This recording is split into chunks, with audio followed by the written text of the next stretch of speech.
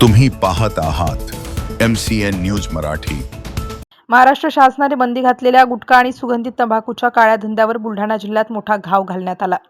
विभागीय आयुक्त विकास पाटील यांच्या मार्गदर्शनाखाली अन्न व औषध प्रशासन आणि जळगाव जामोद पोलिसांनी संयुक्त धडक कारवाई करत तब्बल 22,37,500 रुपयांचा प्रतिबंधित गुटखा, सुगंधी तंबाखू आणि मालवाहू वाहन जप्त केले। या कारवाईमुळे गुटखा तस्करांमध्ये एकच खळबळ उडाली असून अवैध तस्करीच्या साखळीचा तपास आता अधिक वेगाने सुरू झालाय। 10 जुलै 2026 रोजी दुपारी 2:30 वाजण्याच्या सुमारास निमखेडी वनविभागाच्या तपासणी नाक्यावर गुप्त माहितीच्या आधारे ही धडक कारवाई करण्यात आली। पंचासमक्ष टाटा इंट्रा गोल्ड या मालवाहू वाहनाची तपासणी केली असता शासनाने प्रतिबंधित केलेला मोठ्या प्रमाणात पान मसाला आणि सुगंधी चघळण्याचा तंबाखू लपवून वाहतूक केली जात असल्याचे उघड झाले। पोलिसांनी आणि अन्न व औषध प्रशासनाने तात्काळ कारवाई करून संपूर्ण मुद्देमाल जप्त केला।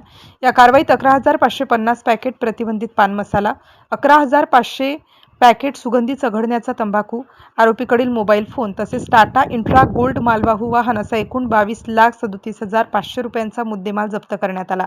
या प्रकरणी अन्न सुरक्षा अधिकारी गुलाबसिंग कीर्ता वसावे यांनी दिलेल्या फिर्यादीवरून जळगाव जामोद पोलीस ठाण्यात कायम अपराध क्रमांक 445/2026 दाखल करण्यात आला। आरोपी विरुद्ध भारतीय न्याय संहितेतील कलम 223, 274, 275, 123 तसेच अन्न सुरक्षा व मानके कायदा 2006 अंतर्गत संबंधित कलमान्वये गुन्हा नोंदवण्यात आला आहे।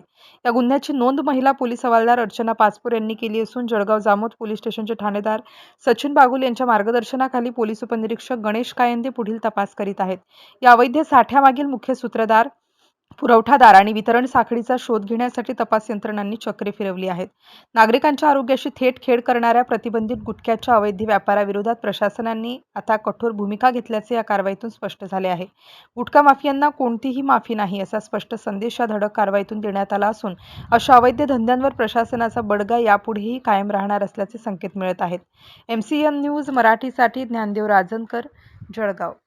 या जळगाव जामोद परिसरातून मोठ्या प्रमाणात गुटख्याची वाहतूक होते, परंतु जळगाव पोलिसांचं दुर्लक्ष असल्यामुळे मी सहाय्यक आयुक्त अन्न औषध प्रशासन बुलढाणा यांना 1 तारखेला लेखी तक्रार दिली होती आणि त्या तक्रारीमध्ये स्पष्ट सांगितलं की जळगाव जामोद परिसरातून मोठ्या प्रमाणात गुटख्याची वाहतूक होते, परंतु मी वेळोवेळी त्याचा पाठपुरावा करत होतो।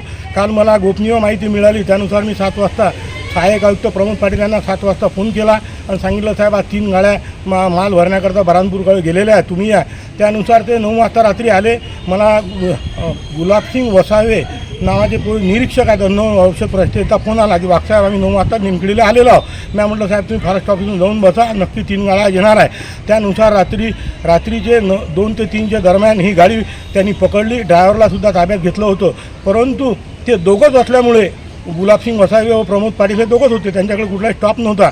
एक गाडी जळगाव जामोदमध्ये आल्यामुळे त्यांनी काय केलं, ड्रायव्हरला थोडं बाजू करायला सांगितलं, तर ड्रायव्हर त्या गाडीमध्ये बसून फरार झालेला आहे, परंतु ही गाडी पकडलेली आहे। मी आज माझी SP साहेबांना आपल्या माध्यमात विनंती आहे की त्या ठिकाणी चेकपोस्ट करा आणि कर्तव्य दक्ष अधिकारी त्या ठिकाणी, कारण जळगाव जामोद परिसरामध्येच नव्हे तर अकोला व बुलढाणा जिल्ह्यामध्ये दररोज 1 कोटीच्या जवळपास बऱ्हाणपूर मार्ग जळगाव वाहतूक होते आणि जळगाव पोलिसांचं अर्थपूर्ण सहाय्य असल्यामुळे ते गाड्या पकडत नाही आणि मी जे तक्रार केली होती त्याची आज कारवाई झालेली आहे। यापुढे सुद्धा अशा माहितीनुसार मी गाड्या पकडून देणार होतो, कारण मी